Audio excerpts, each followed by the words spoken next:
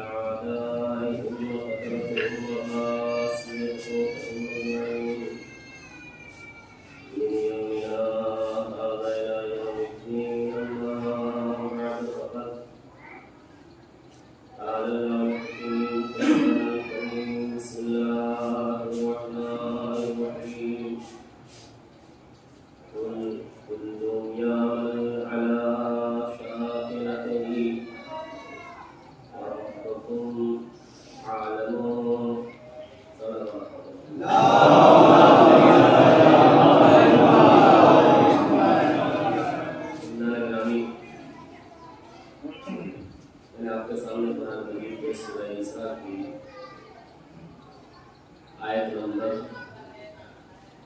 84 کی تلاوت کی ہے۔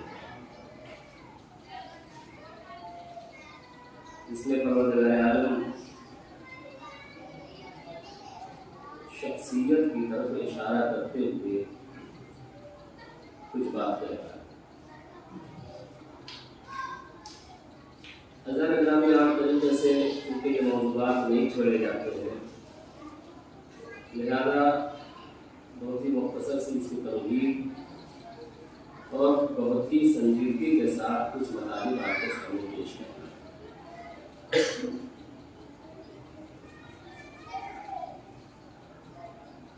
ایک چیز ہوتی ہے شخصیت اور ایک چیز ہوتی ہے شخص۔ دنیا میں کون ایسا انسان ہے جو اپنی شخصیت نہیں بنانا چاہتا؟ اللہ نے انسان کی فطرت کے اوپر اس کی گفتگو کیا ہے۔ کوئی بھی ہو، کوئی بھی انسان ہو، ہر انسان کی یہ خواہش ہوتی ہے کہ ہماری ایک شخصیت ادھر کی دنیا میں آئے۔ اب یہ اور بات ہے کہ اس کے دو راستے لوگ اختیار کرتے ہیں۔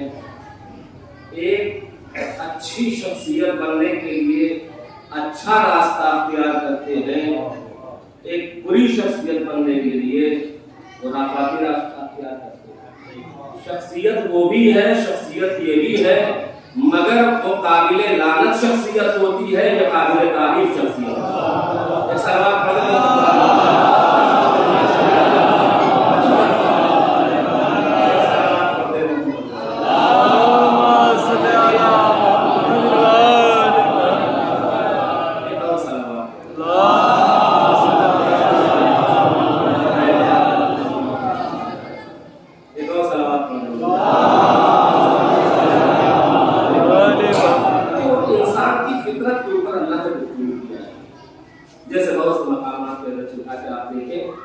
تو کون ایسا انسان ہے جس کی فطرت میں یہ چیز پائی نہیں جاتی کہ وہ لوگوں کے اوپر حکم نافذ کرے، خود کسی کے حکم کو نہ مانے؟ ہر انسان کی فطرت میں ہے کہ نہیں ہم اس کے اوپر حکم نافذ کریں گے، ہم حاکمیت کا اپنے اظہار کریں گے۔ ہر انسان کی خواہش ہوتی ہے۔ آپ چاہے باہر دیکھ لیجیے، چاہے گھر کے اندر دیکھ لیجیے، اگرچہ گھر کے اندر ہے تو ہر باپ یہ چاہتا ہے کہ ہمارا حکم نافذ ہوتا رہے اور لوگ ہمارے حکم کی تعمیل کرتے رہے۔ تو ذرا گرامی، نہ حکم نافذ کرنا بری بات ہے، نہ حکم پر عمل کرنا بری بات ہے، لیکن اگرچہ اس کا طریقہ اختیار کیا جائے اور غلط طریقہ ہو تو وہی چیز مذموم ہو جاتی ہے۔ کل کہنے کا مقصد یہ ہے کہ یہ تفصیلات ہے قرآن مجید کا مطالعہ فرمائے۔ ہر انسان میں یہ چیز پائی جاتی ہے کہ وہ لوگوں کو اوپر حکم نافذ کرے، کسی کے حکم کو مانے نہیں۔ تو اللہ نے اس فطرت کا بھی خیال کیا ہے، اسی لیے قرآن مجید میں اللہ نے کہا کہ امر بالمعروف واجب ہے، نہیں انل منکر بھی واجب ہے. اگرچہ تم کو حکم ہی کرنا ہے تو اسلام کے مطابق حکم کرو تاکہ تمہاری خواہش بھی پوری ہوتی جائے اور فطرت کے تقاضے بھی پورے ہو جائیں.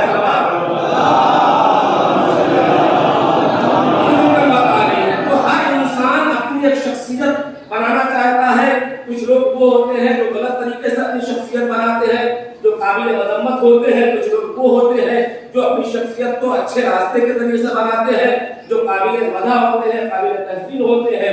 تو عزیزان گرامی کہنے کا مقصد یہ ہے کہ اب یہ شخصیت بنے گی کیسے, شخصیت بنانے کا طریقہ کیا ہے, شخصیت کیوں کر بنے گی.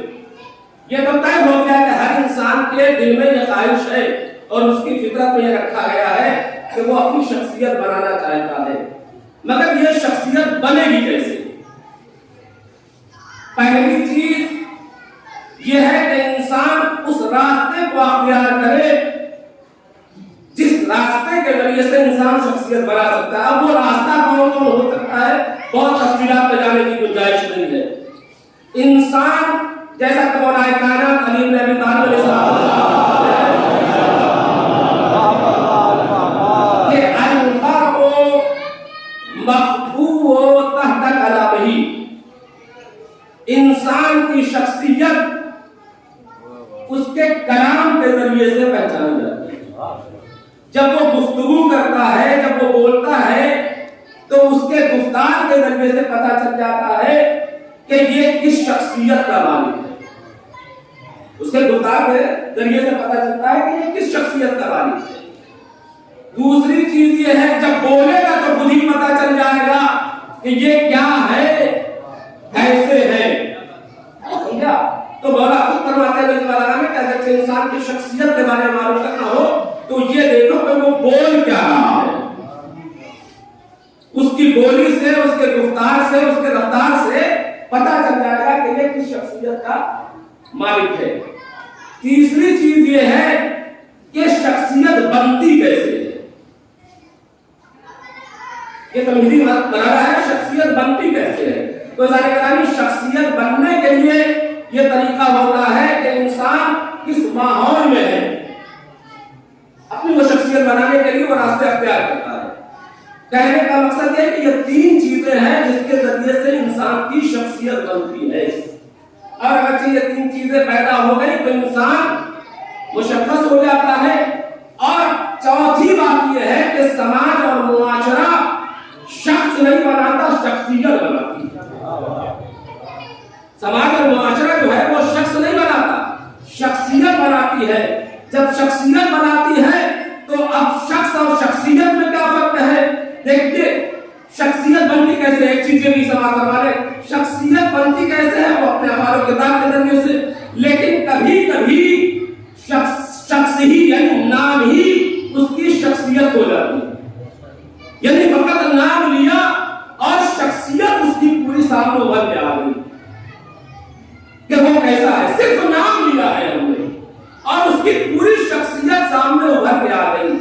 بس عزیزان گرامی اسی طریقے سے تاریخ اسلام میں اگر سے دیکھیں گے تو صرف ناموں کے ذریعے سے ادھر نام لیا ادھر پوری شخصیت ابھر کے سامنے آ گئی.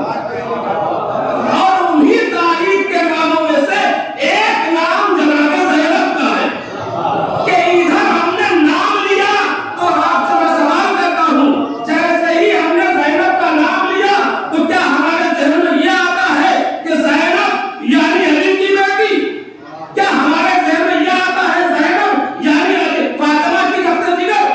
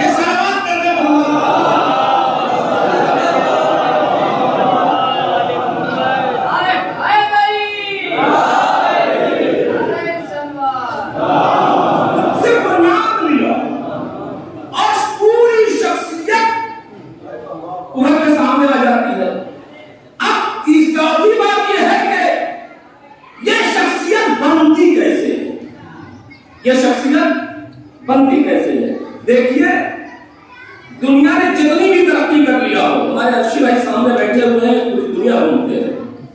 दुनिया में जितनी तरक्की कर लिया हो, वो शख्स का तो तारुफ करा सकती है, शख्सियत का तारुफ नहीं करा। मिसाल में तू शख्स का तारुफ कराने के लिए उसने आधार कार्ड बना दिया, आई कार्ड बना दिया। अच्छा, आई कार्ड में क्या होता है? नाम होता है, तारीख पैदाइश होती है, कहां पैदा हुआ है और मौजूदा हाल में कहां है। क्या इतने आई कार्ड से शख्सियत का पता चल जाएगा? समझ गए? इतने आई कार्ड से, आधार कार्ड से शख्सियत का पता नहीं चलेगा। बस दुनिया ने इतनी तरक्की करने के बाद सिर्फ आधार कार्ड बनाया है, सिर्फ आई कार्ड बनाया है, जिससे शख्स का पता चलता है, शख्सियत का पता नहीं चल सकता। ऐसा बात नहीं तो शख्सियत का कैसे पता चले? थोड़ा सा अलग से मौजूद है, लेकिन सुनने की आदत डाली है। नहीं सुनी सुनाई बात सुनने की आदत रखी है।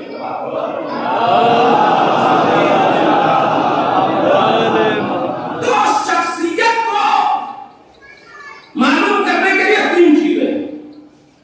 पहली चीज मीरास, दूसरी चीज मुहीत और तीसरी चीज तालीम व ताल्लुम।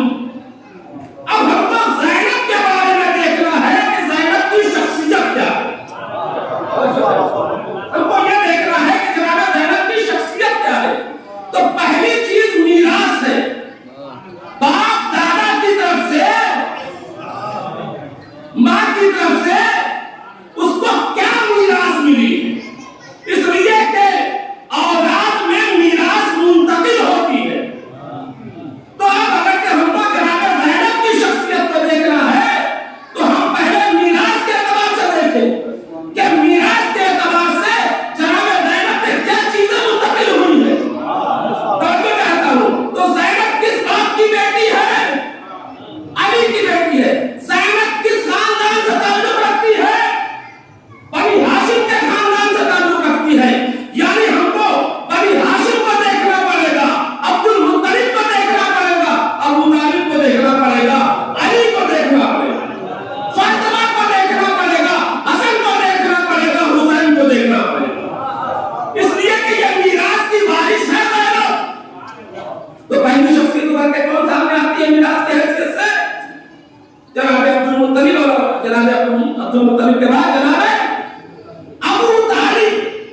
अबू तालिब की शख्सियत का नाम है, मीरास पहुंचेगी ज़ैनब तक। ज़ैनब को पहचानिए। अबू तालिब की शख्सियत का नाम है, जब पैगंबर आए दुनिया में और तबलीग रिसालत शुरू किया, तो उनके पास कहने वालों ने आके क्या कहा अबू तालिब को बुला के? ज़ैनब की शख्सियत का नाम है और मीरास की। पहली चीज मीरास, मीरास मुंतकिल है ज़ैनब की तरफ। आने वाले ने आके कहा कि हे अबू तालिब, अपने भतीजे को मना कर दो कि वो बहदौर राशिद की और इस्लाम की तबलीग न करे।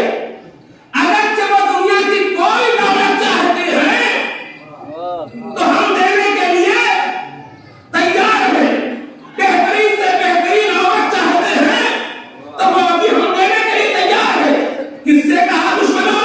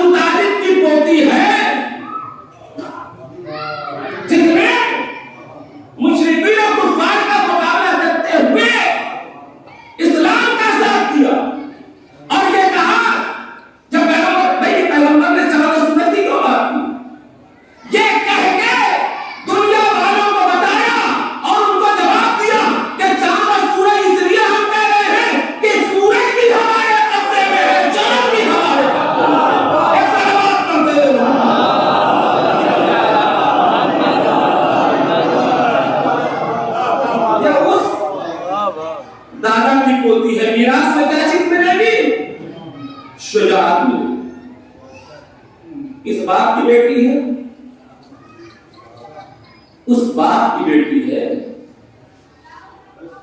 کہ جس کی شجاعت کا، علم کا کوئی ایسا میدان نہیں ہے جس میدان کا چرچا نہ ہو،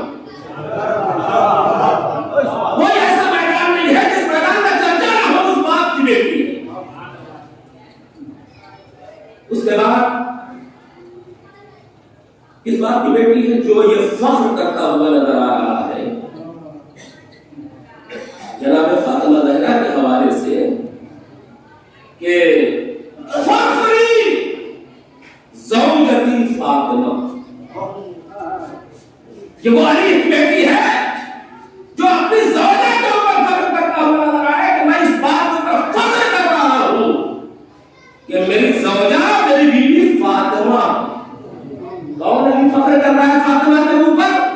دیکھیے ارشی بھائی بیٹھے ہیں، بہترین شاعر ہے جناب فاطمہ زہرا، کوئی فضائل کا باغ نہیں ہے، جناب فاطمہ زہرا کوئی ایک فضائل کا باغ نہیں ہے، بلکہ فاطمہ زہرا فضائل کی کتاب ہے۔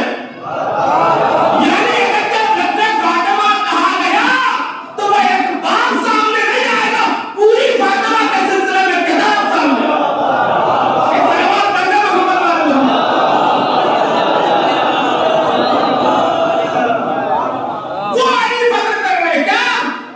یہ زوجتی فاطمہ، فخری زوجتی فاطمہ، میرا فخر یہ ہے کہ میری بیوی میری زوجہ فاطمہ ہے۔ کون ہے؟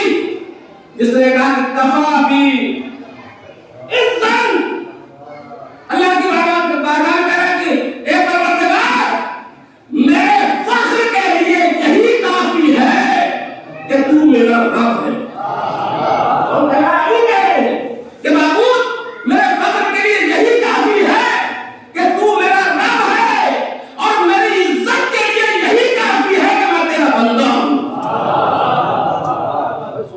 وہ علی کہہ رہا تو اس باپ کی بیٹی ہے اور کس بھائی کی بہن ہے؟ شخصیت میں بتا رہا ہوں، کس بھائی کی بہن ہے؟ امام حسن جیسے بھائی کی بہن۔ اب اندازہ لگا چونکہ میراث مل رہا ہے زینب کو، حسن جیسے بھائی کی بہن ہے، حسین جیسے بھائی کی بہن ہے۔ اور حسن اب کشم شام نے بلایا امام حسن کو تحفے تحائف دینے کے لیے، تاکہ تاریخ پڑھیے کہ باقاعدہ بانٹنا شروع کیا، مگر امام حسن علیہ السلام تاخیر سے پہنچے۔ حاکم شام نے کہا کہ حسن تم اس لیے تاخیر سے آئے ہو کہ تم ہم کو ذلیل کرنا چاہتے ہو کہ جب تاخیر سے آئیں گے جائیں گے تو سب بانٹ چکا ہوگا، تمہارے دینے کے لیے کچھ نہ ہوگا۔ اس کے بعد قرآن کو حکم دیا کہ اب تک جتنا بانٹ چکے ہیں اتنی مقدار میں لا کے امام حسن کے حوالے میں امام حسن کے خدمت میں پیش کیا گیا۔ تاریخ بتاتی ہے کہ امام حسن نے ہاتھ نہیں لگایا، امام حسن نے ہاتھ نہیں لگایا، کہا کہ ٹھیک ہے تم نے دے دیا، اب میں چل رہا ہوں۔ جب چلنے لگے جوتی پہننے کے لیے قریب آئے تو ایک مردہ غلام آگے بڑھا، جوتیوں کو سیدھا کر دیا۔ امام حسن نے کہا کہ یہ جتنا تو نے دیا ہے یہ میں تیرے غلام کے حوالے کر رہا ہوں۔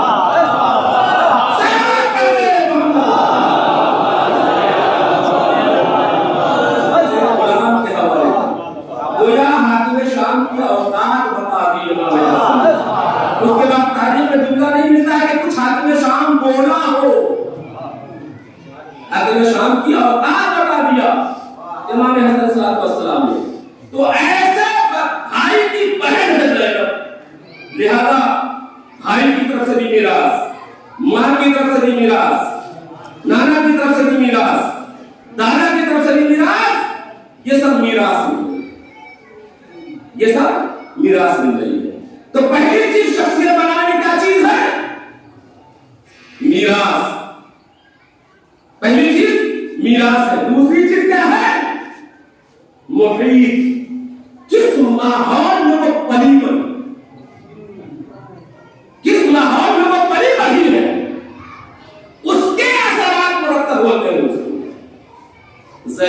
माहौल में पली है।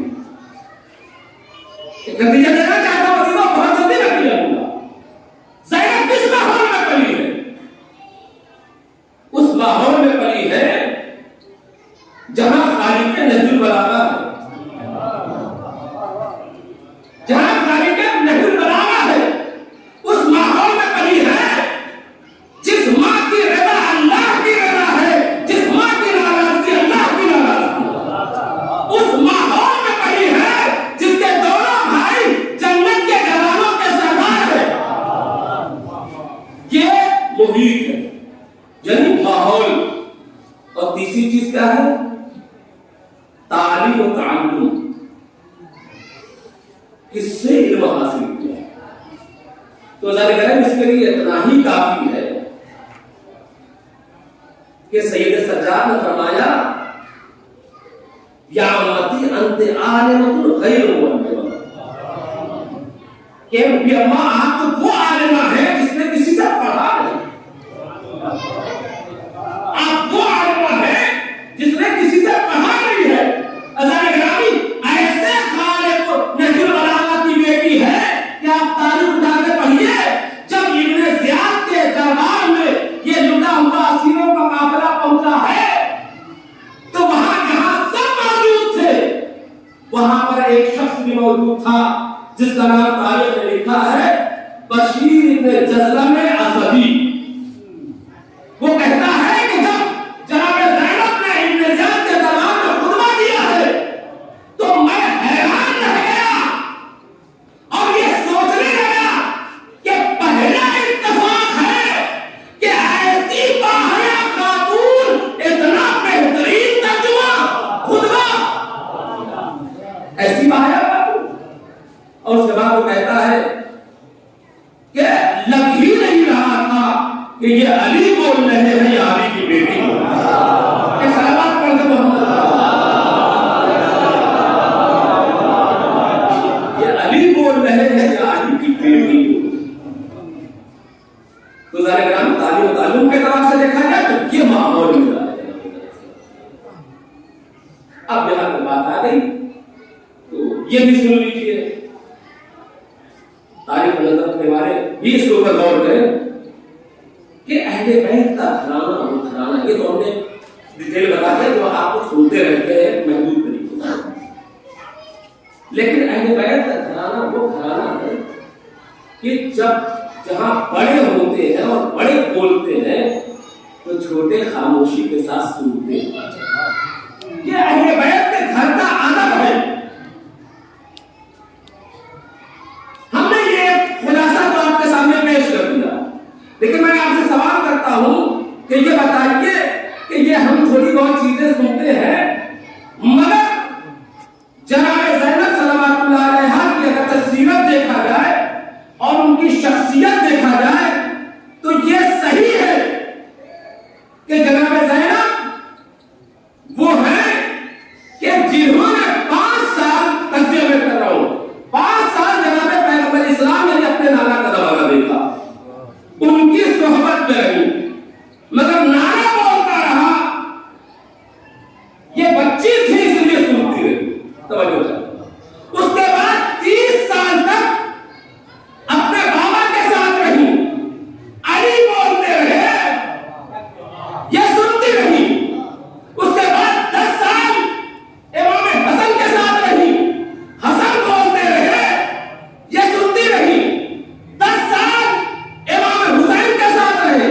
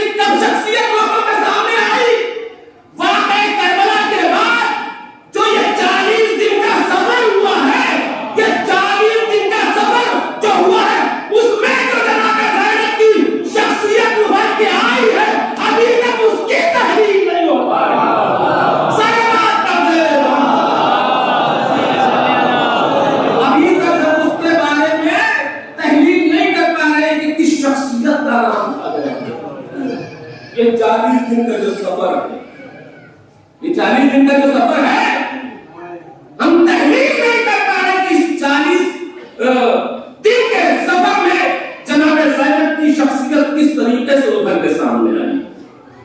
عزیزان گرامی، ہم آپ غور کر کے تھک بھی جاتے ہیں مگر نتیجے تک نہیں پہنچ سکتے، اس لیے کہ اگر ایک عام خاتون کی حیثیت سے دیکھا جائے تو گرامی تاریخ کربلا میں یہ ملتا ہے کہ عصر عاشور تک زینب روتی رہی، مگر عصر عاشور کے بعد سیدانیوں کو سنبھال رہی ہے، بیویوں کو سنبھال رہی ہے، بچوں کو سنبھال رہی ہے۔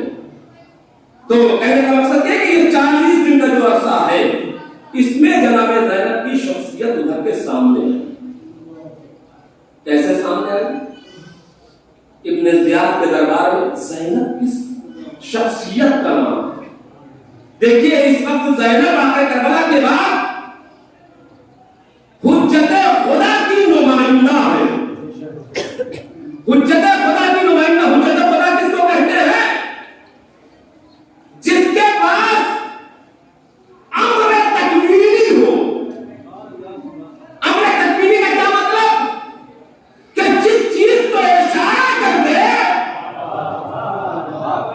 وہ چیز ہو جائے، یعنی پورا اختیار۔ امر تکوینی کا مطلب پورا اختیار۔ اور واقعہ کربلا کے بعد، عصر عاشور کے بعد جناب زینب نمائندہ ہے کس کی؟ حجت خدا کی۔ جب حجت خدا کی نمائندہ ہے تو جو حجت خدا کے صفات ہوں گے وہی جناب زینب کے اندر وہ صفات پائی جائے۔ آپ تاریخ کا پڑھیں، ہم مسائل سنتے رہتے ہیں، مسائل سے رونے کے لیے نہیں ہے، غور بھی کیا جاتا ہے اس پہ۔ اور اب تو ماشاءاللہ کیا کہنا آشی بھائی، مسائل ایسے نئے نئے پڑھے جا رہے ہیں کہ کبھی کبھی سوچنا پڑتا ہے کہ یہ نئی کربلا کب ہوئی۔ ایک صلوات پڑھ لیں۔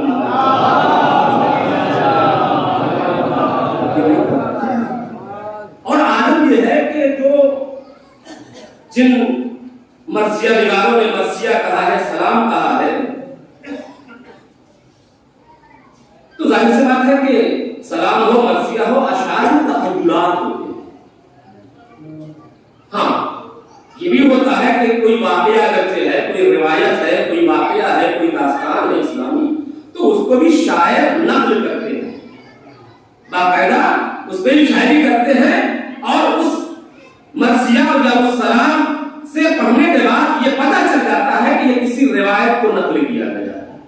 اور اگرچہ اب اس کا ترجمہ کیا جائے تو یہ کہہ کے ہم آپ پڑھ سکتے ہیں کہ یہ روایت ہے، لیکن اگرچہ تخیلات صرف ہو، روایت سے کوسوں دور کا اس کا کوئی تعلق نہ ہو، اگرچہ روایت اس کو بنا کے پڑھا جائے تو پھر روایت میں اور تخیلات میں فرق کیا ہے؟ ایک سوال پڑھ لیں محمد والے۔ تو جو حجت خدا ہوتا ہے اس کی نمائندگی کر گئی ہے عصر عاشور کے بعد جناب زینب۔ اب سوچ لی کس شخصیت کا نام۔ ایک عام عورت تو کسی کے اوپر اختیار ہو سکتا ہے، ابن زیاد کے دربار میں جب یہ اسیروں کا قافلہ پہنچا ہے، آپ تاریخ بتا کے دیکھیے، جب اسیروں کا قافلہ یہ ابن زیاد کے دربار میں پہنچا ہے تو ہم پوری ہنگامی کیفیت سن کے یقیناً گریا کرتے اور کرنا چاہتے جو اہل بیت کے گزر گئے، لیکن تھوڑا سا اس کے اوپر غور کریں۔ جب ابن زیاد کے دربار میں یہ اہل حرم کا قافلہ پہنچا ہے تو تاریخ بتاتی ہے کہ ابن زیاد نے اتنی بھیڑ اکٹھا کیا تھا، پورا منظر میں آپ کے سامنے پیش کرنا چاہتا ہوں۔ یہاں پر آپ دیکھیں یہ 40 دنوں میں کیسی کیسی چیزیں پیش آئی ہیں جس سے جناب زینب کی شخصیت ابھر کے سامنے آئی۔ اتنا لوگوں کو اکٹھا کیا تھا، بھیڑ اکٹھا کی تھی ابن زیاد نے کہ شور شرابہ ہو، شور ہو رہا تھا دربار میں۔ دوسری طرف کیا ہو رہا تھا؟ باجے والوں کو بلایا گیا تھا کہ یہ باجا بجاتے ہیں، تاشے والوں کو بلایا گیا تھا کہ یہ تاشا بجاتے ہیں۔ عزیزان گرامی، جو منظر تاریخ میں لکھا ہے، مقتل میں لکھا ہے کہ ابن زیاد کا مقصد یہ تھا کہ اتنا شور ہونا چاہیے کہ اگر یہ قیدی کچھ کہنا بھی چاہے تو کوئی سن نہ سکے۔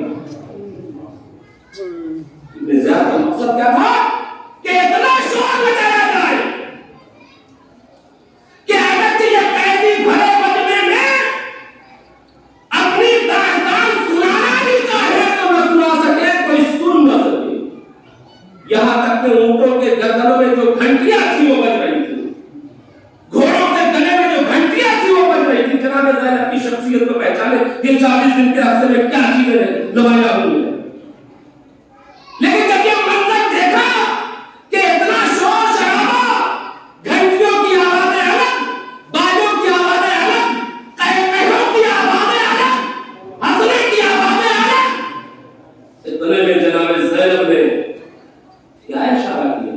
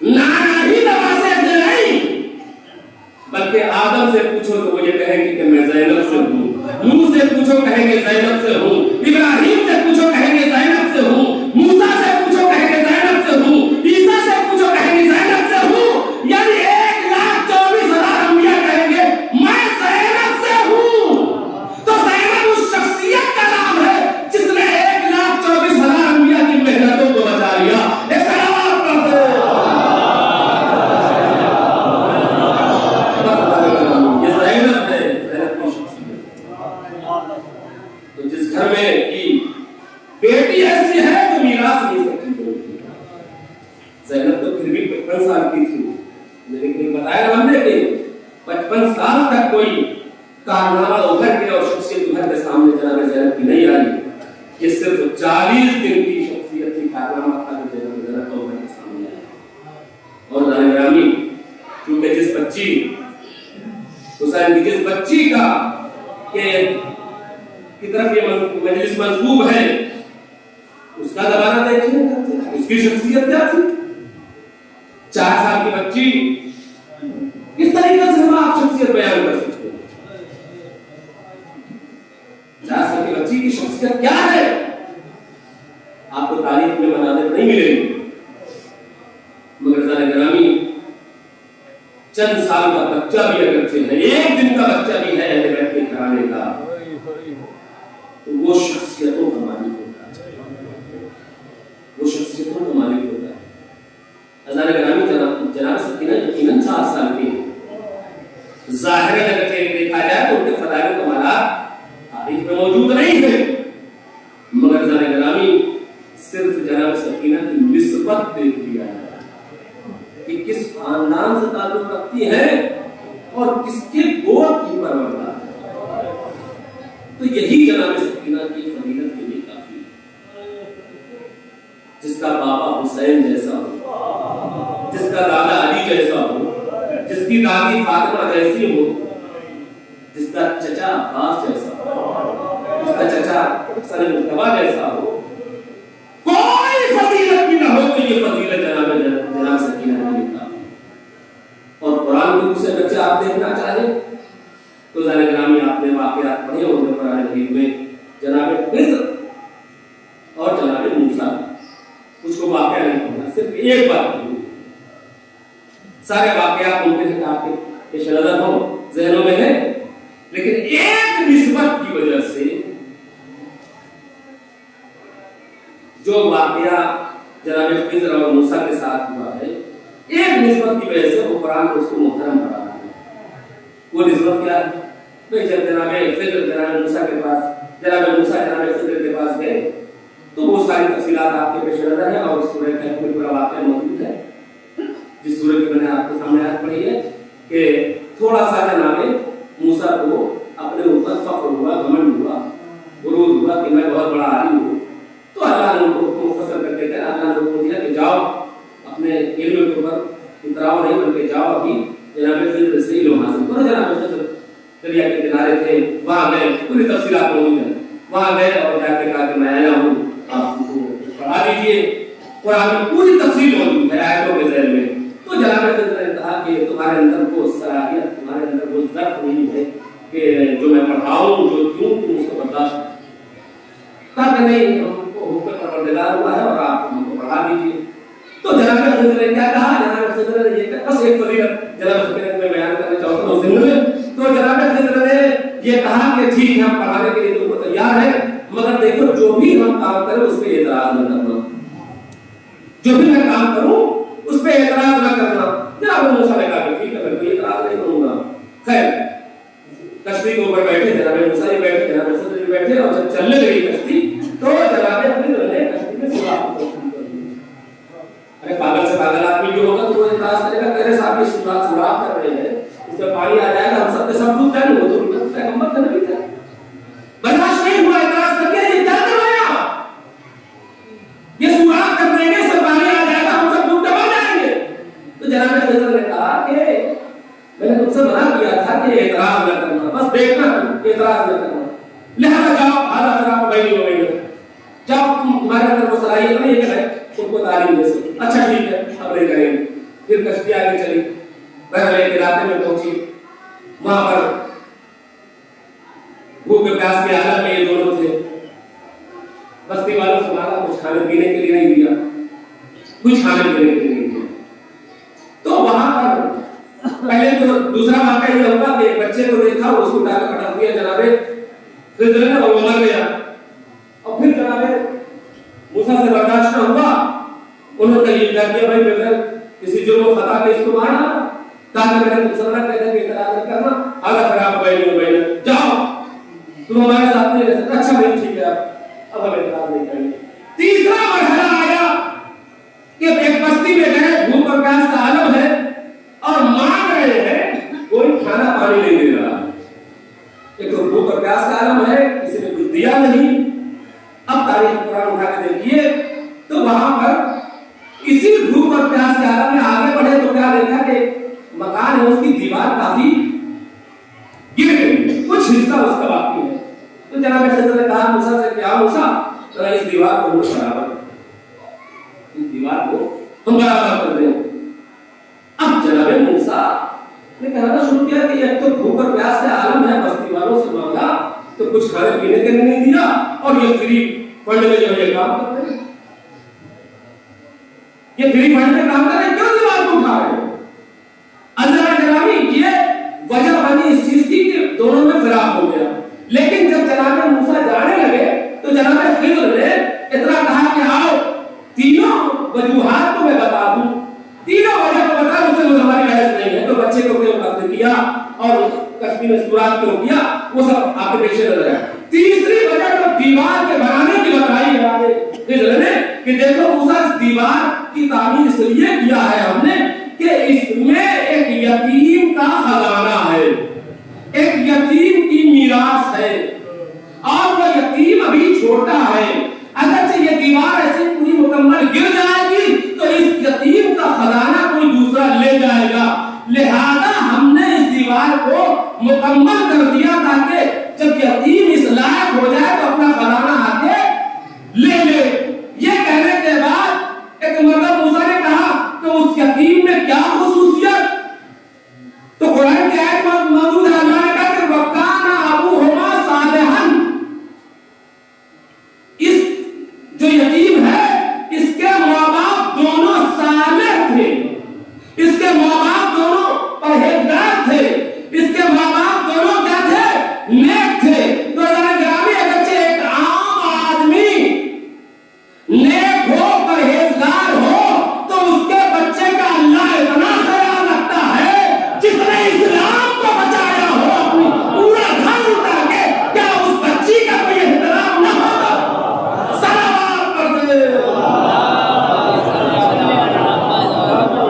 عام سارے بندے کا احترام یہ ہے کہ اس کے یتیم کا خدا احترام کر رہا ہے, تو اس یتیمہ کا احترام نہ ہوگا تو حسین کی یتیمہ جس نے اسلام کو زندہ کیا ہے. بس عزیزان گرامی میں پڑھ چکا کہ وہ سکینہ ہے کہ واقعہ کربلا کے بعد عزیزان گرامی دو شخصیتوں کے بارے میں ملتا ہے کہ دو شخصیتیں ایسی ہیں کہ شام غریبہ کے بعد دونوں نے آخر دم تک کوئی سویا نہیں.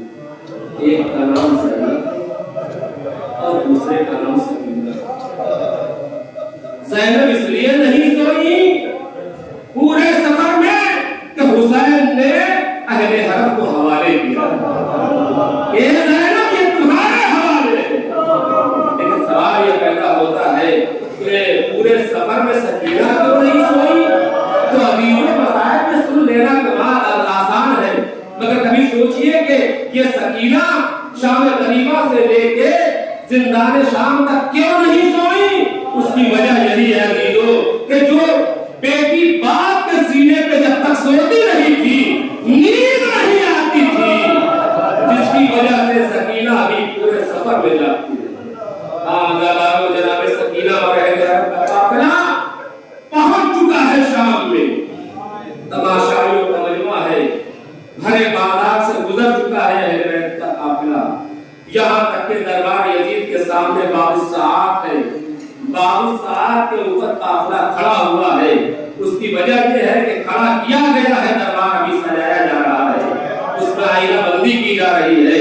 عزیزان گرامی جب باب الساعات پہ یہ دروازہ باب الساعات کے اوپر یہ قافلہ کھڑا ہوا تھا تو ایک مرتبہ جناب سکینہ جناب سید سجاد کے پاس آتی ہے اور آ کے کہتی ہے کہ اے بھیا کیا اتنی اجازت ہے کہ میں اپنے بابا کے سر سے کچھ باتیں کر لوں؟ عزادارو ارے ولایت تکمیلی کا مالک تھا سید سجاد. ایک مرتبہ جناب سکینہ سے کہتا ہے ہاں بہن سکینہ جاؤ بابا کے کٹے ہوئے سر سے بات کر لو. حضرت گرامی جیسے ہی سکینہ کو اجازت ملتی ہے ارے سر حسین کے پاس آتی ہے جناب سکینہ اور آ کے کہتی ہے کہ